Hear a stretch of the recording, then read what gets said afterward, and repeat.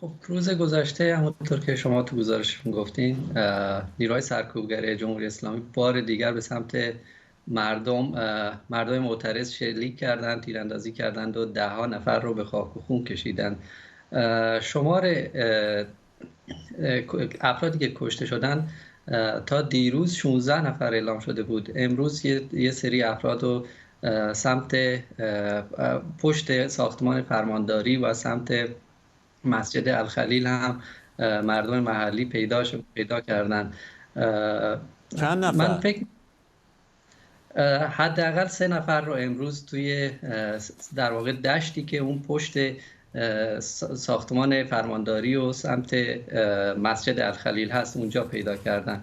در واقع این نشون میده که تیراندازها از روی ساختمان فرمانداری به سمت کسانی تیراندازی کردند که حتی اصلا در اعتراض نمی‌کردند، اصلا صدها متر اونورتر از جمعی بودند که مشغول اعتراض در اینجور تیراندازی ها رو ما قبلا از سوی نیروهای اسرائیلی دیده بودیم علیه فلسطینی ها که به طرف کسانی که سنگ میپرانند بهشون تیراندازی میکنن.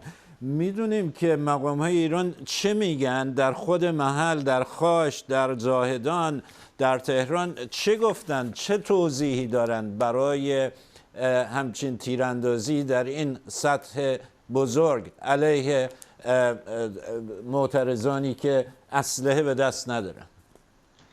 خب میدونید توی بلوچستان سرکوب متفاوت‌تر از سایر نقاط ایرانه.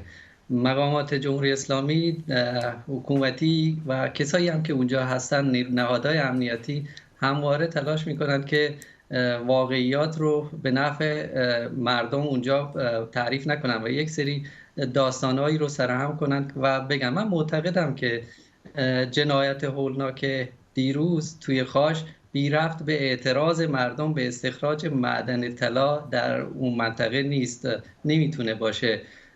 تقریبا 4 روز قبل صدها نفر از همین شهروندان همین منطقه برای جلوگیری از کار استخراج طلا به اون معدن رفتن و مانع کار شدن.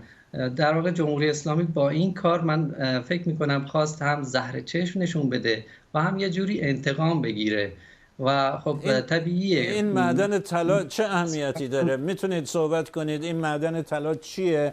چرا مهم شده حالا؟ معدن طلایی که اونجا هست یکی از در واقع بزرگترین معدن طلا توی جغرافیای ایران هست که خب تو بلوچستان ما معادن خیلی زیادی داریم، منتها استخراج میشن. اما ما شاهدیم که در طول این 4 دهه حکومت جمهوری اسلامی بلوچستان از لحاظ شاخصهای، از هر لحاظ شاخصهای مختلف، آموزشی، مواصلاتی، بهداشتی، در پایین ترین رده ها قرار داشته و خب این معادنی که اونجا هستن، پتانسیلی که اونجا بلوچستان داره، به نظرم اگه جمهوری اسلامی میخواست که برای مردم اونجا هزینه کنه، مطمئنا ما شاهد یکی از پر رونق‌ترین اقتصادهای منطقه توی اون جغرافیای ایران باشیم. منتها این مردم الان به این آگاهی رسیدن که این سرمایه مال مردم هست و اجازه استخراج به این معادن رو به جمهوری اسلامی نمیدن و یکیش نمونهش همین معدن طلا بود که 4 روز قبل از این جنایت در واقع مردم انجام دادن. تهدید علیه مولوی عبدالحمید هم بالا گرفته. درسته. مولوی عبدالحمید الان با توجه به اینکه مواضع خودش رو مشخص کرده و بارها اعلام کرده در کنار مردم خواهد موند، باعث شده تا نهادهای حکومتی نظامی مانند سپاه ایشون رو تهدید کنن. ولی به نظر من این سیاست جمهوری اسلامی شکست خورده است، چون هر بار که مولوی رو تهدید میکنن، ما قبلا هم شاهد بودیم که مولوی رو در حالا کانال‌های منتسب به خودشون تهدید کرده بودن. من فکر میکنم هر بار که اینا تهدید میکنن مولوی رو، اتحاد و همبستگی مردم اونجا داره بیشتر میشه، در واقع خودشون رو بیشتر به مولوی نزدیک میکنن، چون مولوی تمام قد الان در مقابل جمهوری اسلامی ایستاده و بارها اعلام کرده که من در کنار مردم خواهم بود و این به نظر من یه خودزنی هست که سپاه داره انجام میده.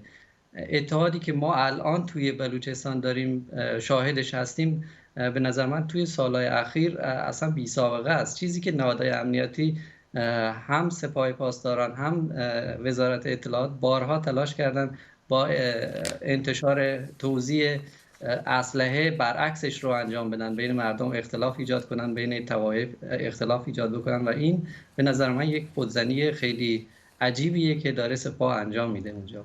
آقای رئیسی خیلی ممنون از شما. مسعود رئیسی